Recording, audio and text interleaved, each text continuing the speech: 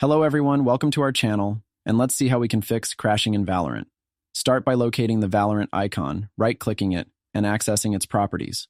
Under Compatibility Settings, select Run this program as administrator. If it's not the default option, then click Apply. Next, navigate to Windows Defender Firewall by searching for it in the search bar,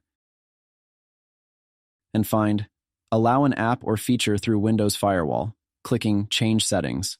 Choose Allow another app, and browse to the directory where you installed Valorant.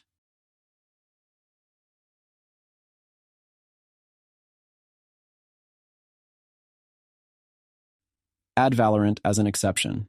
If problems persist, consider updating your graphics card drivers by searching for Device Manager. To check for driver updates, in the Display Adapter section, right-click and choose Update Driver.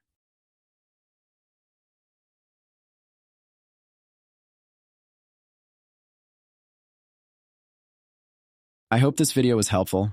Make sure to hit the like button and also subscribe to our channel for more helpful videos.